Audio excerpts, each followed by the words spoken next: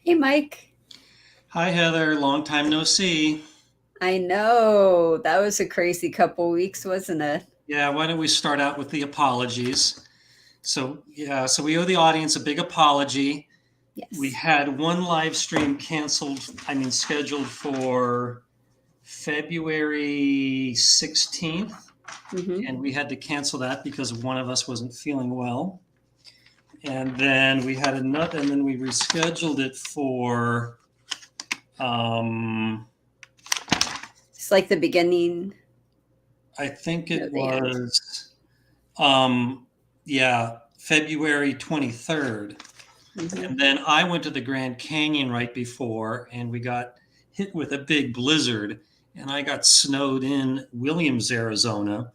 And to be perfectly honest with you, I got back the morning of the 23rd, but after all the stress of getting home, I forgot about it. There's no So simple way of saying it, and I was out on an errand at the time of the show. So, audience, I am certainly sorry for the two cancellations. we apologize.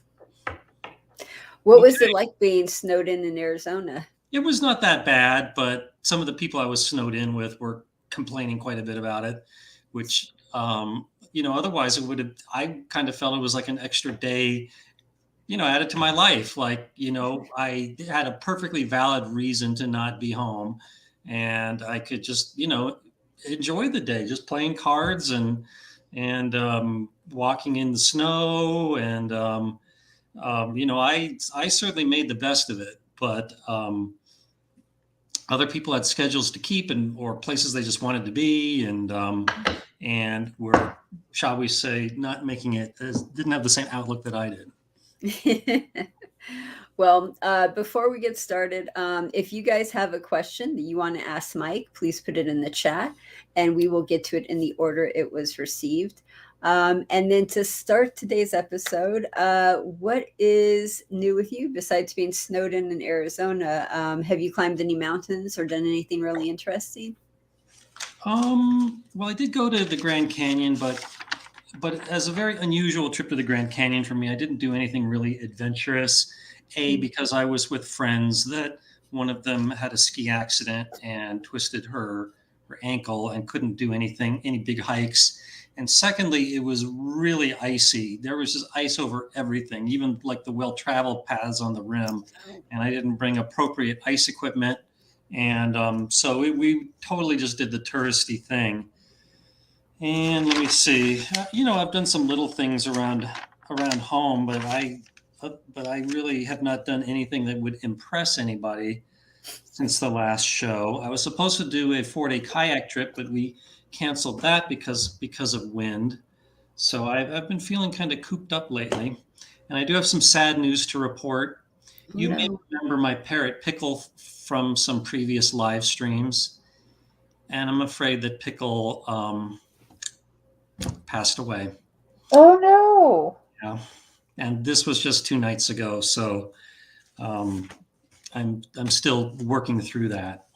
Oh, I'm so sorry for your loss. Yeah, thank you. Okay, but I did want to start the show with a magic trick. Okay.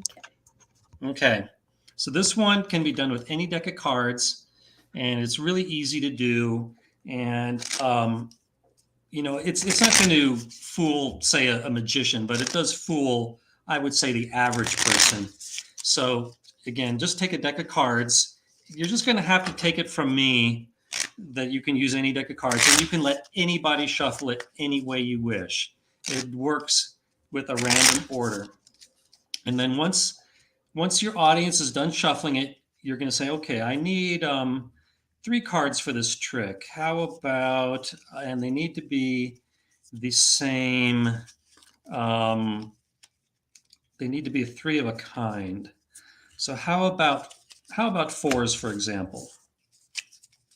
So here I've got 3 fours, and here I've got a bunch of random cards. And watch, I'm going to alternate them. I'm going to go random, four, random, four, random, four. And then I'm going to get my magic feather and touch the pile. and that will make all the fours rise to the top. Watch. 1, 2, 3. Oh, And I will explain how I do that at the end of the show. wow. That was You pretty like good. it? Yeah. That's Whoops, this goes yeah. here. Okay. So shall we begin the questions for the day? Yes. Awesome. So the first one is an easy one. Jean says, today is Popcorn Lovers Day. What are your favorite popcorn flavors? That's a good question. I love just plain old popcorn. I don't like caramel and whatever other people put on it.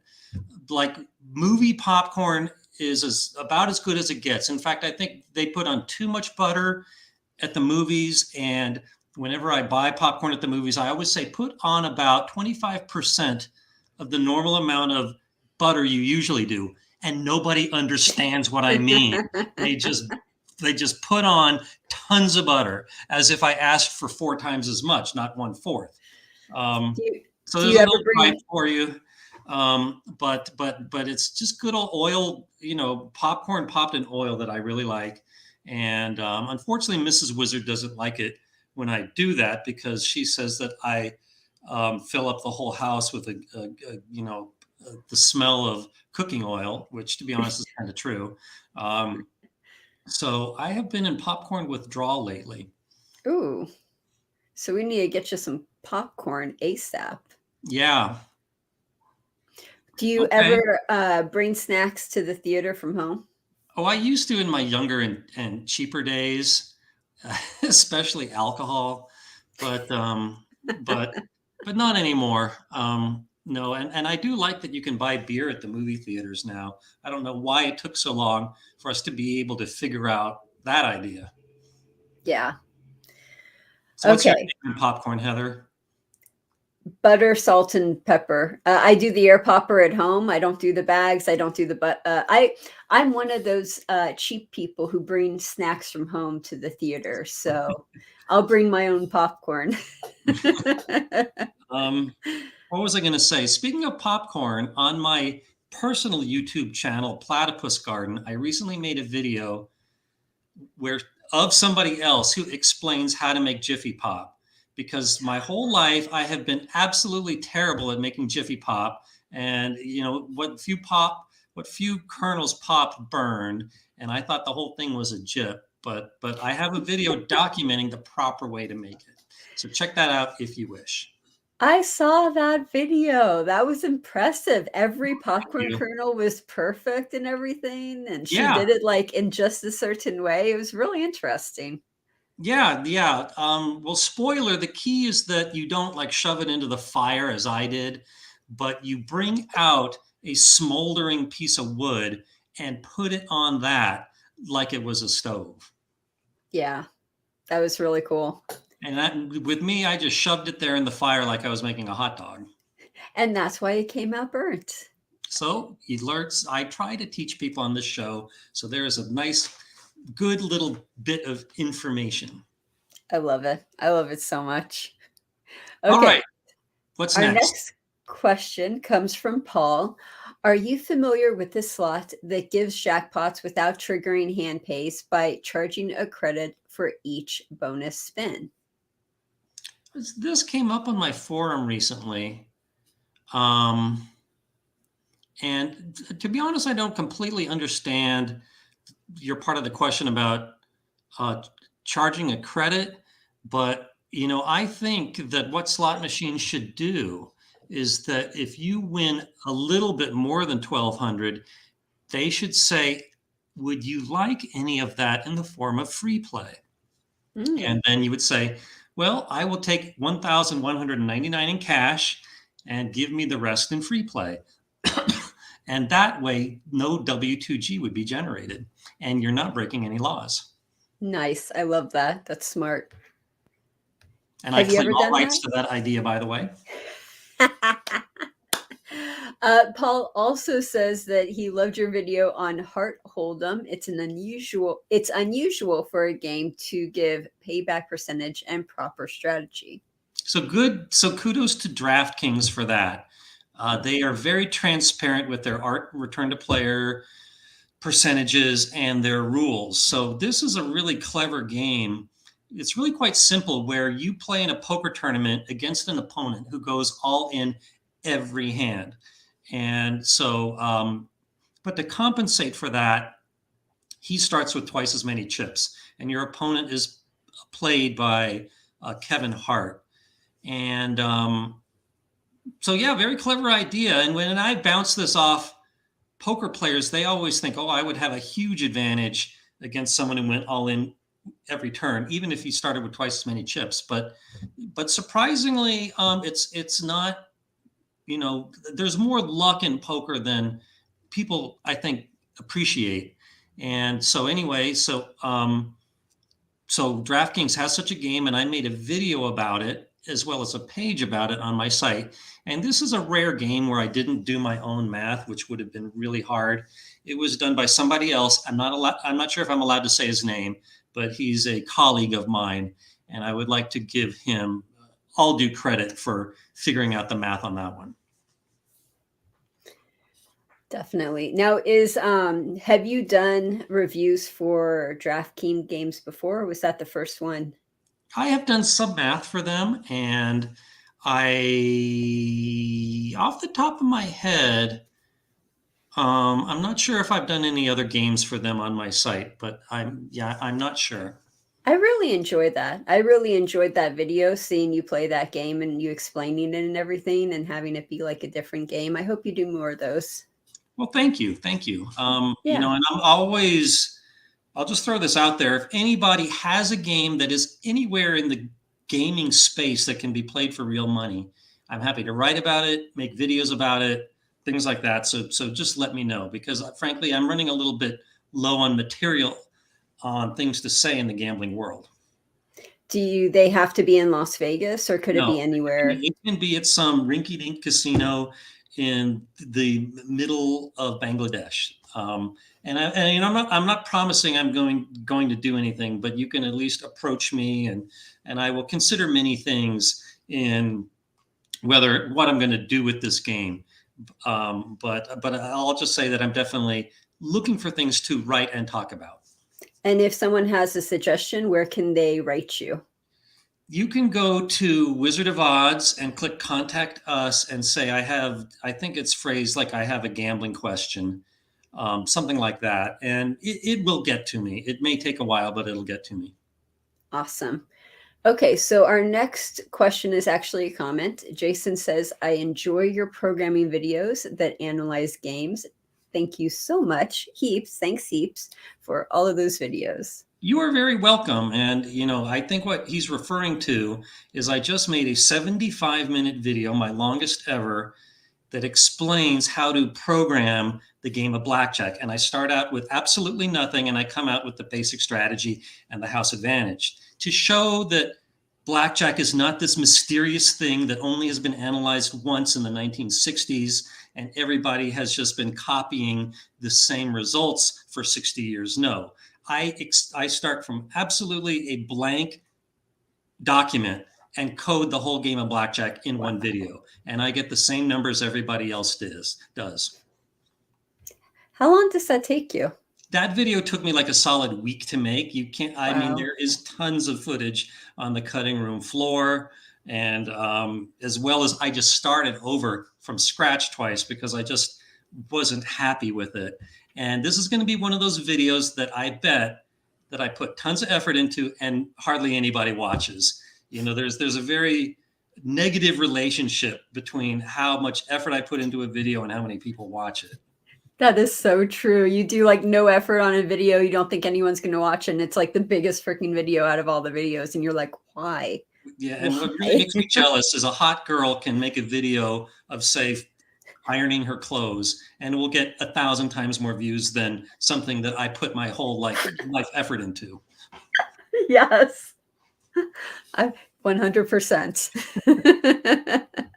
Okay. I think there should be a product, and I bet there will be in the future, that can basically like superimpose my face on a hot model and I'm going to get the hot model to talk about gambling, and then my views will really shoot up. I don't know. That might be disturbing, seeing a hot woman's body with your face on it. No, it would be her face too. Oh, okay. Okay. All right. Okay. Enough about that. So our next comment comes from Anthony, and he says, "My condolences to you. I've seen Pickle on your betting system videos." Well, thank you very much. Yeah, I thank appreciate you. that. Next is from Danny. This is a question where he says, "Mike, could you look at my system that I play, and is it? Oh, I'm sorry. It is called Playing the Shoe Pattern, and can you do a review on it?" Probably not, unless you pay me. I really don't have that much interest in betting systems. If something is out there and it's published, then I would be more inclined to take a look at it. But everybody and his brother is coming up with betting systems, and I can't analyze all of them for free. Yeah, there are so many. Being a casino dealer, you would see a new system like every other day. Yep. Okay, so next is from, let's see here. Rich Old Dude. Hey. Are you able to estimate how rare it is for a progressive to get high enough on a slot? An aristocrat game at my casino started progressing its major at $750 and finally hit at $5,300. How rare is that? This sounds like the kind of thing that I could talk about all day long, but with any progressive, as long as it's not capped, at some point it's going to get high enough for the game to have a player advantage. Usually it hits before this point. And I certainly talk a great deal about must hit by jackpots on my website and when those become positive. But, I don't know what particular game you're referring to. So I'm afraid that I can't be of much help to you specifically. Okay.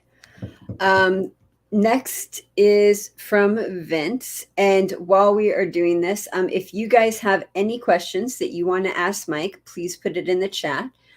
We will get to it in the order it is received. And our next question is from Vince. Michael, have you ever seen or heard of the Matrix style negative bankroll recovery, i.e., every time you lose, you add losses to a matrix blockchain and make it a goal to recover each of the losses? Never heard of it. That Short makes it easy. there. Yeah. So we don't have any more questions. People are not in a very chatty mood. Do you have any questions on the forum that you want to talk about? I don't think so. Maybe we lost some of our audience due to our previous cancellations, but let's see. I bet so, because they had some good questions for those videos. I love it when people come in early and put their questions in, and then we could see exactly what questions we have before we get started. I love it when people do that. Yeah, I'm afraid I don't have anything in the queue. Okay, well, I got a question for you. Okay. How difficult is it to analyze a game? Like, what's your process when you go through this? Does it take you 15 minutes? Does it take you an hour? Is it a couple days? Do you just sit down and start writing? Like, what is your process when analyzing a game? It can take anywhere from 15 minutes to 15 weeks. Wow.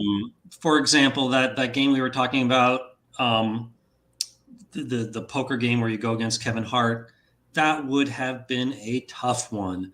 That would have been like a 15-week kind of a game. And it doesn't mean that you're working 80 hours a week for the 15 weeks, but it would have been tough because you have to watch what is the chip distribution? Am I on the small blind or the big blind? And what are my cards? And so you have to look at the whole game recursively. And anyway, that's an example of a tough one. And something easy might be like roulette. If I went suddenly to a universe where there was no roulette and somebody came up with the idea, I could analyze it in 15 minutes. In fact, probably 5 minutes. Um, so, but if you give me a specific game, I could talk in more depth about how I would analyze it. Oh, that might be something we have to do in a future live stream. Okay. We got a couple questions from our viewers. Mo the Cat, hey Mo the Cat, says, "Hi guys, I am a devotee of horse racing.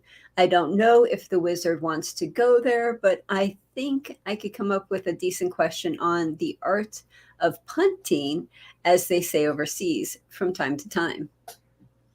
When it comes to horse racing, that's one of the weakest areas in the realm of gambling for me. That and poker are two very big areas that I don't dabble in that much. So you can always say something about it, but I'm probably not going to have any good comments about it. Okay. Our next one is from Vince. Where is the trivia? Yeah, I'm afraid I just haven't.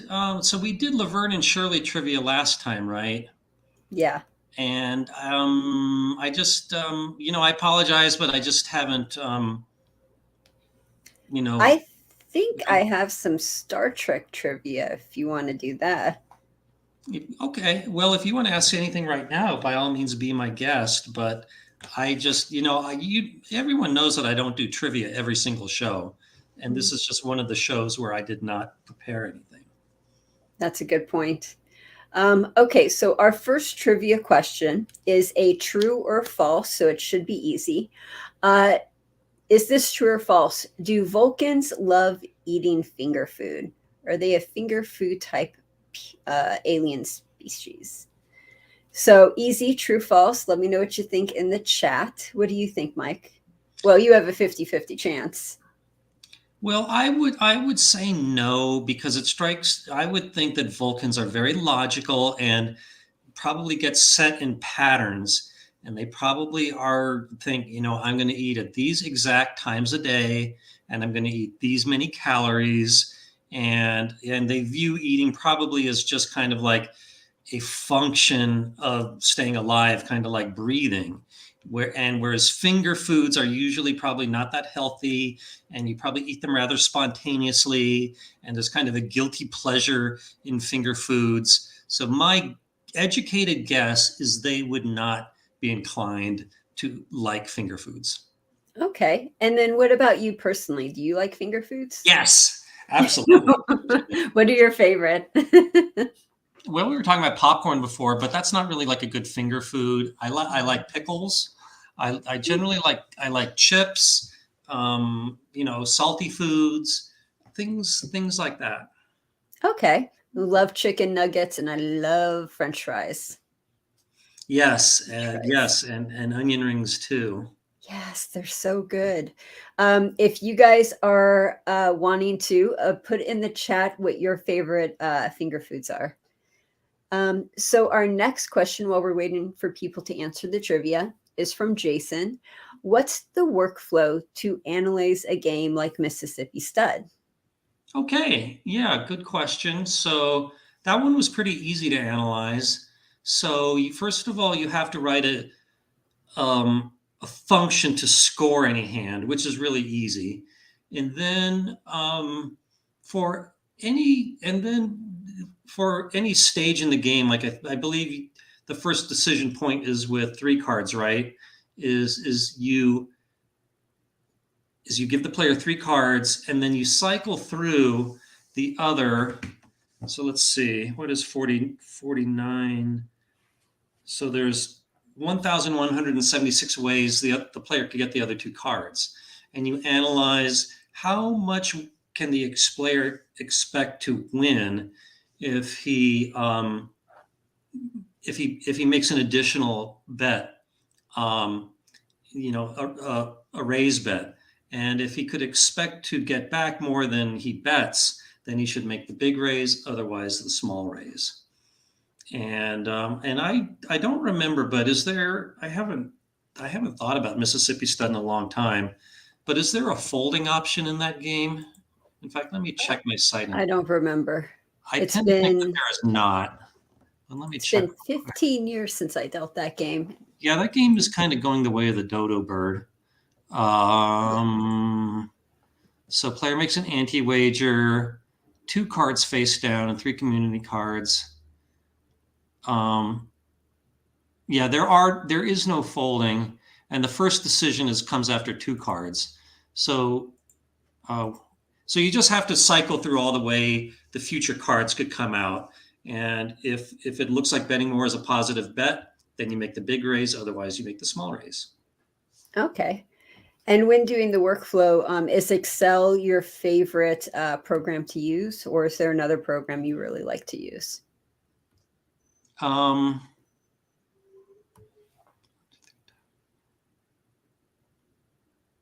Okay, no, there is folding involved.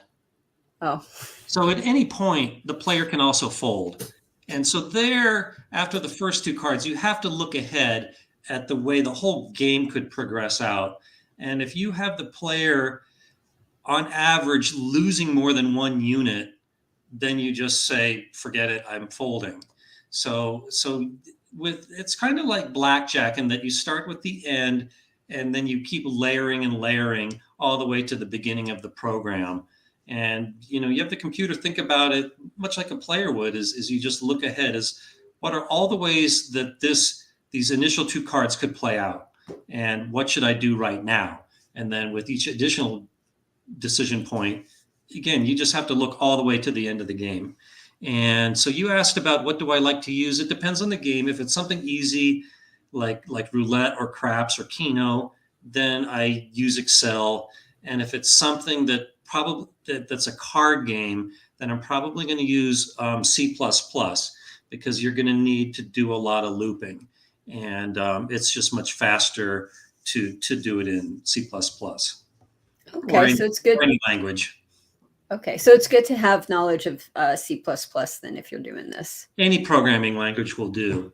And by the way, if there's any young people listening to this, I have only taken 3 computer programming classes in college and 1 or 2 in high school. And what I learned with those skills has really elevated my whole career. I think I would not be anywhere near the place I would be in my life had I not known how to program computers. And it's not like I'm that good at it. I only know the basics. And and in fact, in the video I mentioned about programming blackjack, I do the whole thing with just basic arithmetic, for loops, and if statements. That's it. That is stuff that you would learn in an introductory class. So computers have taken me a very long way in my life, and I highly encourage anyone who's still in school to at least take 1 computer programming class. Very cool. Do you remember the name of the class? Was it Programming 101? Was it Going back to high school, when I started high school, we were still in the punch card era. And a lot of my friends carried around shoe boxes full of punch cards. And that didn't look very attractive to me. But then the school got some Apple II computers, and which did not need punch cards. There was basically a mainframe that they were all linked to where you could save your work. And so I took a class in programming in BASIC, and I loved it. It was a life-changing experience for me. It was like I had found my calling in life. So I took the only 2 classes you could take in high school, and then I went into college as a computer programming major where I learned Pascal and Fortran. And probably one of the worst decisions I ever made was I got to a class in assembly and I got kind of lost, and it turned me off from computer programming, and I changed majors to math and economics. Again, probably a big mistake. I probably should have just stuck with it, but but then in the real world, I started programming for Social Security, and there I programmed in Fortran, and but by this time C was like the really hot language, and I asked my boss, can I program in a different language besides Fortran? And he said, sure, whatever language you want. So I learned C, which to know C is to love C. and I have been programming that ever since. Although for some things I use Perl, and for some things I use Visual Basic inside of Excel. Cool. Thank you so much for going through that. I always wondered, what programming programs you used. Thanks. Yeah, thank you. Okay, so we are going back to the trivia. The trivia was true or false? Do Vulcans love eating finger food? False. And yes, you guys got it. Yay. Debrickson and Shackelford, point one. All right. Good job. If you watch the Enterprise series, you will actually see the Vulcan eating breadsticks with a fork. They refuse to touch food. So what kind of personality did what's her name, like 2x4 have? 2x4? I don't remember the exact numbers. 7 of 9. Yeah, 7 of 9. 2x4. I want a parody with that. So what was the question about 7 of 9? I'm sorry, the 2x4 hit me in the head. I thought it was 7 of 9. Yeah, 7 of 9. And so then later the question is, what kind of personality did she have? Like, she was part computer, right? She was a Borg, yeah. So she was kidnapped when she was a child. They put a lot of Borg attachments and components into her. So she is Borg and is half computer. She is like a Vulcan, where she kind of needs people to teach her, social stuff, and she doesn't really get things. But she's highly intellectual and can do math and science like nobody's business. So it's more of she falls on the Vulcan side. She also falls on where Data was, the android. So she's one of those type of characters. And how shall I put this? Did she enjoy any human carnal pleasures? She's not an android, so she was not able to do multiple techniques. She was not sustained or efficient in multiple techniques like Data was. But I'm sure the people who were with her had good things to say about her. She's actually bi. Her and Raffi had a relationship in the newest episode of Picard. Spoilers for anyone who didn't see it. And they had a big relationship together. So they were girlfriend and girlfriend for a while. I did not know that. Yep, it's canon. I love saying that it's canon. Okay, so our next trivia question, again, a Star Trek one. Mike McMahon created what series? So Mike McMahon created what series?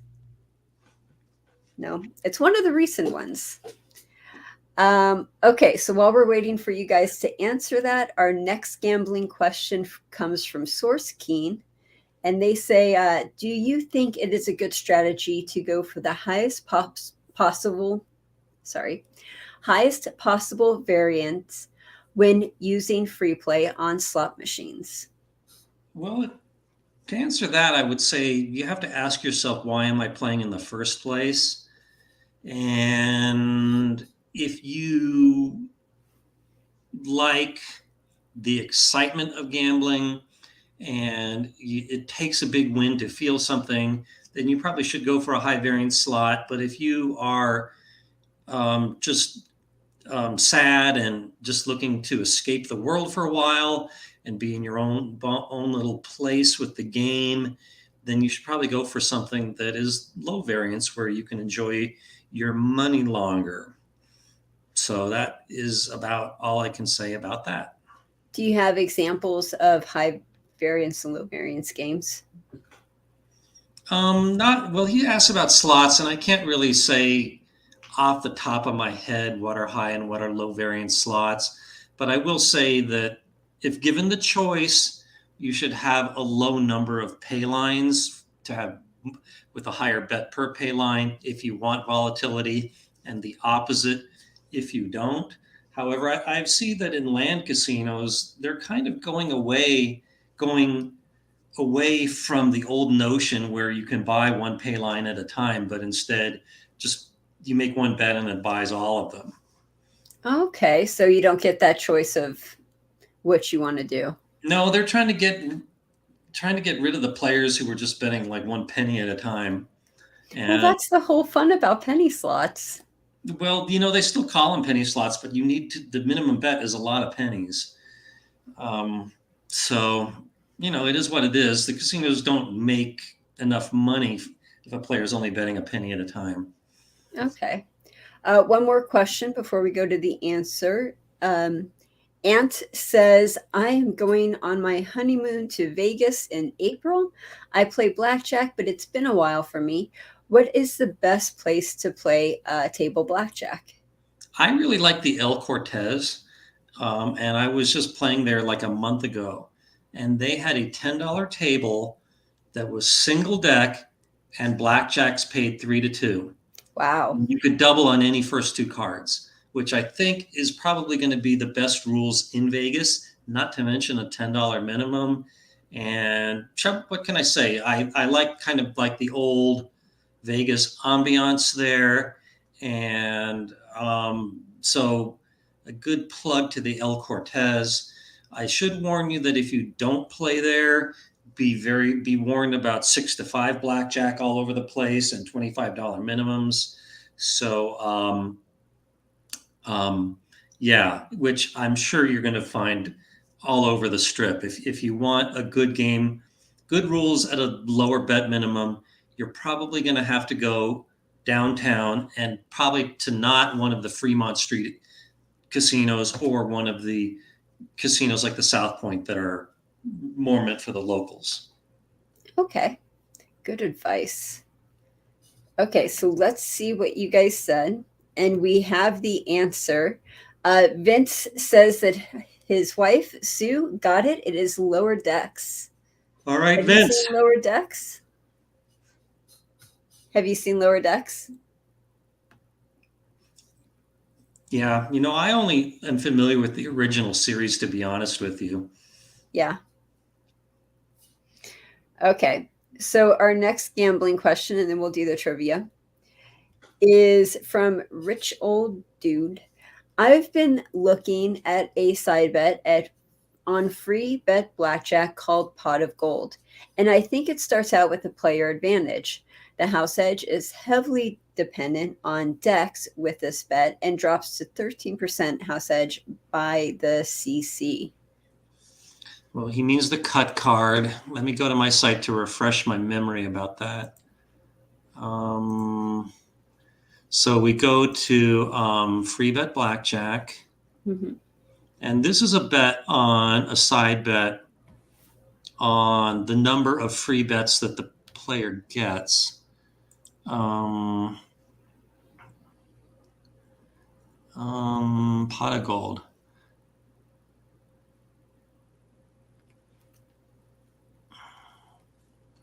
So I frankly don't agree with you that the house advantage chain gets lower as the dealer gets closer and closer to the cut card. I do not see any reason why that would be the case because the cards are shuffled and the cards that created doubling and splitting situations could be anywhere in that shoe with equal probability. So, much like blackjack, the house advantage is going to fluctuate according to the cards that have already been played. But as far as I know, that pot of gold side bet is not countable. And so, just based on your question, I disagree with your premise. Okay. Okay, so the next trivia is what are the last four designation numbers that the enterprise is registered under? Last four designation numbers. So if you know, put the answer in the chat. And until then, our next question comes from Dalbrickson. Do you have scratch cards in the U.S.? Lots of them. Yeah, most states have a lottery, and most lotteries have what we call scratch cards, where you buy them and you scratch things off with a coin, and that shows you what you win. Do you like those? They're better. They offer a better value than picking numbers games. Scratch cards tend to have an RTP of about 70%, whereas number games are about 50%. And the RTP, as you bet more, the RTP goes up, and it varies state by state. But at Wizard of Odds, I analyze it. I believe the California, Texas, and New York lotteries, and I show how much the scratch cards pay back, and so you can compare them to try to find which ones offer the best value. However, I tend to think that people who play the lottery in the first place are probably not the type inclined to do that kind of research. But I will sum this up that if you must play the lottery, scratch cards offer a better value. Okay. And for anyone who is new, who doesn't know RTP, that is return to player. Yep. If you want to know what the house edge is, just add the RTP in the house edge, and it will always equal 100%. You're absolutely right. So let's go on to our next question. How high is the chance for a new casino game to actually get in the casino? And this is from Peter. Yeah, the short answer is it's really low, like less than 1%. And the longer answer is the more time and money you put into it, your chances will get better, but it's still really, really tough. And most people who get them in the casinos have connections with, shall we say, the table game manager. Maybe they owe this person a favor, something like that. But if you have no connections at all, you have to, shall we say, promote it at table game shows and be out there pitching it as much as you can. And it's a great way to throw like $50,000 right down the toilet and never even see a placement. It's very difficult. I don't know if it's lower than 1%, though, because I've always said it was between 1% and 4%. Yeah, the 1% is counting people that have at least started to make some kind of an effort. But and maybe 1% is a little bit too low, but the odds are really, really difficult. Yeah, it's extremely difficult. One way to get that, juice is if you work as a casino dealer in a casino where the casino boss is your boss. That's a really, really great way to get your game into that casino. Yep. Yeah, a lot of people that did get their games in were in fact dealers. Okay, so the answer to the trivia, let's see if anyone got that. We have several different guesses: 1771, NCSC 1394. But Vince is the one that got it right. The last four digits is 1701. So congratulations, Vince. Good job, Vince. Woo. Okay, so let's do another gambling question. And this is from... Okay, this is going to be real quick. This is a question for me. Easy trivia question for Heather. Which Starfleet officer was in the A team? As in away team, and that would be the red shirt. By the way, always do your laundry. You never want to go on an away mission wearing a red shirt. Just saying. Okay, so next one is from Vince.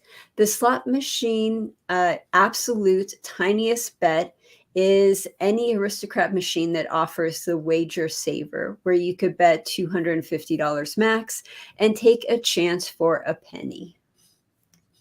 Have you ever heard of that? No. And I was just looking at an aristocrat game this morning, Buffalo Link, and I don't think they had that. I do know they offer a thing where if you have less than $1 in credits and their minimum bet is $1, you can like spin a wheel to try to get your balance up to $1 at the risk of losing it all, which I totally applaud. But somehow I think I've heard of this before, and I think after the show I'm going to look into it. In fact, I'm writing it down right now. I love it when these questions inspire new articles and new posts and everything. Yeah, my audience is always challenging me and giving me ideas of things to say. Yeah, we love you guys. Yep. Audience appreciation. Okay, so our next question comes from Jason. Do you watch all casino action? Victor Luck plays at the El Cortez, and he seems to have a bad run on so many games on so many streams. Have you analyzed his play? Nope. That was fast. Do you ever analyze anyone's play on YouTube? Nope. Okay, that makes it I, easy. I know there's so many channels of people playing slot machines, and a lot of people say I should get into that, but I just find them terribly boring. Sometimes I do actually watch them if I'm trying to understand a game. For example, I am in the process of writing a page on the game Buffalo Link, which can be in a positive state. And I was watching a video just this morning of somebody playing it, but it was just to understand the rules. So if I ever make videos, mine are going to be different, where I explain the rules to the audience, and I don't edit it to show only winning jackpots. And if I do, I would be honest and say about it. But my goal would not be to just let people watch a boring video of me playing a game, but to help players understand whatever game that I'm playing. I love that. Yeah, That so makes that's something that I might start doing. okay, cool. Our next question is more of a statement. Did you know that your chat is limited to about 100 characters? To me, that is very limiting. No pun intended. Yuck, yuck, yuck, yuck, yuck. I did not know that. But it seems to Okay, me like 100 words is a lot. yeah. If you guys have a question, go ahead and put it in the chat so we could get to it before the end of the show. And our next trivia question for Star Trek is there are three colors of shirts that crewmen wear: blue, red, and yellow. What does the blue shirt indicate? What department do these crew members work in?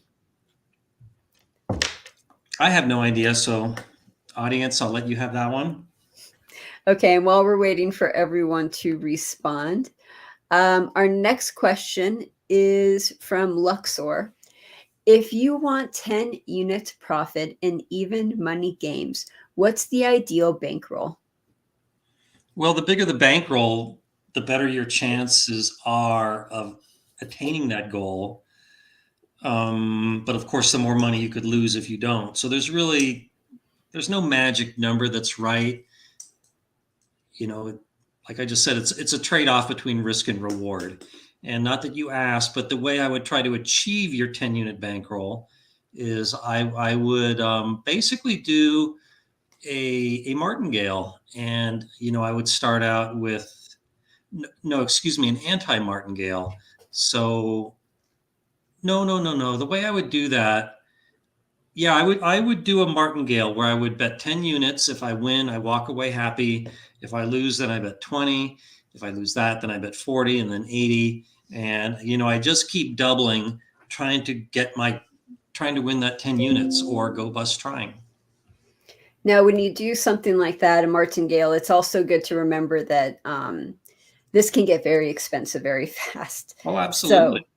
So You know, it's good to have a bankroll where you have a set amount that you want to lose, where it's like $100, $200, and then as soon as you lose it, that's it, you're done. yeah, but the point being that at least with the martingale, the house edge is not going to grind you down. You're playing to hit and run and get out of there. And whereas anything else, like if you just bet one unit at a time, you're going to enjoy your money a lot longer, but your chances of success are going to be a lot lower because that house edge it grinds you down every single bet you make. Okay. Our next question comes from Rich Old Dude. Back to the pot of gold. I analyzed it with maybe the wrong code. I found it countable with the high-low at a true -1 or worse. Nines, tens, and aces are bad for the player. This assumes the base game stays at a negative. Is that negative? I think that's -1% house edge. I think that symbol means an approximately. Okay, I didn't know that you were counting the game, and I have not looked at counting the pot of gold bet at all, so I don't have any good comments about it. But it would seem like a deck rich in tens and aces would be good for that. So, but yeah, I'm afraid I have never had that question before, so I don't have a good answer off the top of my head for it. So my apologies for that. Okay, so if you guys have any questions, get them in now. We have about 10 more minutes left for the podcast. Okay. Well, if we're running low on questions, maybe I'll show how the magic trick was done. Okay, let's see that. Okay.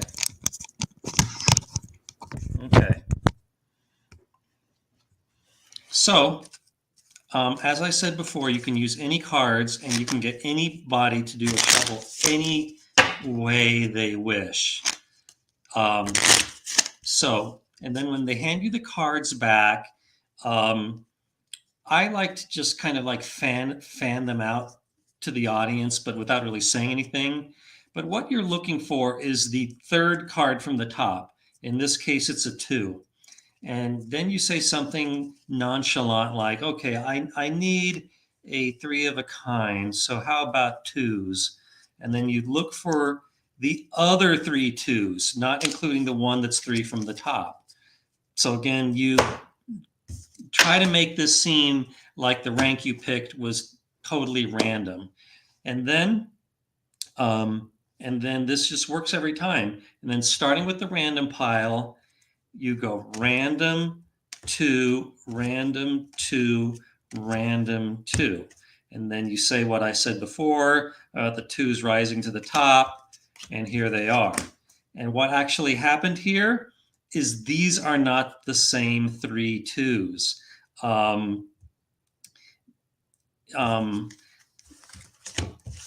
And you just hope you try to get through it quickly so the audience doesn't remember that. So I don't remember which was the 2 when I just did this, but I liked it. But I do know that in this case, it's the 2 of diamonds. And what I like to do is the first one that I pull out, I like it to be the other card of that same color, but it's not absolutely required. And then the other 2 of the other one. And then when you flip them over, that red card is going to be on the top. And so remember, with the 3 I took out, it included the 2 of hearts. And then you go like this. Again, random 2, random 2, random 2. And then you flip over the top 3, 1, 2, 3. And notice how it's the 2 of diamonds in here, whereas I started out, when I pulled out 3 cards, the red one was the 2 of hearts. And trust me, most of the time, the audience is not going to notice that it was a different 2. Wow, that's tricky. But it's so easy, it's there's lots of situations where I'm in and somebody wants a quick magic trick and I don't have anything that's, shall we say, gimmicked at the go. So I'll just say, give me a deck of cards and bam, it's always ready. I always like to have a little repertoire of just easy tricks you can do with a normal deck of cards. At a party. Yep. It's like a good party trick. Yep. And just so you guys know, for the last several videos, I've done a magic trick at the beginning of every one. So feel free to look at my old videos if you want more.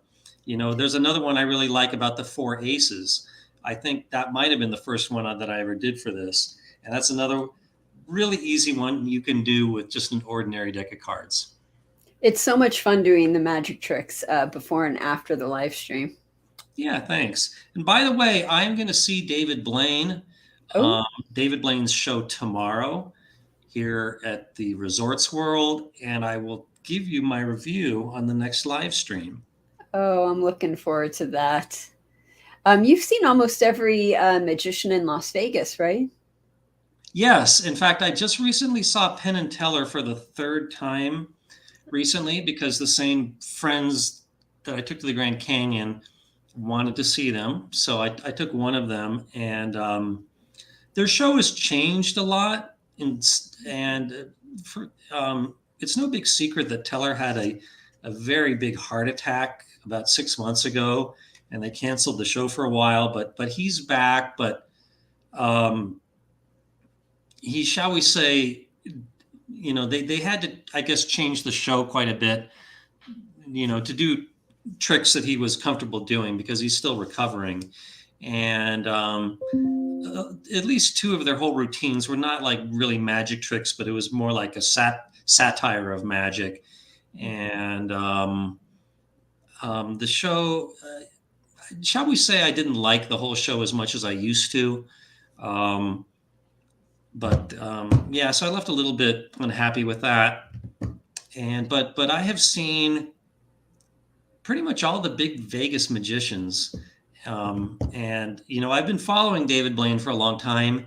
To be honest, I think that a lot of the stuff he does with his television shows is, shall we say, magically unethical. But nevertheless, I want to give him a chance and see how he does with a live show, because I view him pretty much mostly as a television magician. I'm really looking forward to your review then. Okay, thanks. Yeah. Well, any final comments from the audience? Yes. So our last trivia question was blue shirt. What crew member or department did a blue shirt indicate? And Delbrickson got it correct. It is the science department. So good job for getting that done. All and right. I love how Yes Note said red is for loser. Yeah. The red shirts die. Yeah. By the way, I have been watching The Last of Us lately. I love that. Oh, really? Oh, yes, I'm religiously watching that. I beat that game twice, though, and I even have a review on the game on YouTube. I didn't even know that was a game. It's a video game. Yeah, it was. Which was first, the TV show or the game? The video game was first, and everything the TV show is doing is exactly mirroring what happened in the game. The only big difference is the one episode with the two guys that was completely new. Okay. I'm in episode 4 right now, but we should talk about that more later. I would love to. Okay, so how about the next live stream? So today is March 9th. How about March 23rd? Sounds good. So come back, join us on March 23rd. Get your questions in early. We are more likely to answer them if we get them early. As soon as you see this go up for a scheduled live stream, you could put in your questions. Okay, and by the way, I see that March 22nd, the day before, is Ramadan, or the beginning of Ramadan. So I expect that we might have some Islam trivia for our next stream. That would be interesting. So read up on the Quran if you want to prepare. That's a pretty big book. No, the Quran is actually pretty small compared to the Bible. I would say it's comparable to like the Book of Psalms, which is a big book in the Bible, but it's I hate to say the number of pages because it depends how much they put on each page. But I like the Quran in that it's not that big. Okay. And Anne wants to point out that our next live stream will be on 3/23/23. Oh, cool. A palindromic date. Yay. That's really neat. And we should pay special attention to that at 3/23 on the show. Oh, we have to. Yes. Thank you for bringing that up, Anne. Really Thanks, Anne. You that. definitely get cool points for that observation. Yeah, Anne's amazing. Yep. All right. I'll see you next time. All right. Thanks, audience. And thanks, Heather. See you in 2 weeks. Always my pleasure. See you in 2 weeks. Bye. Bye.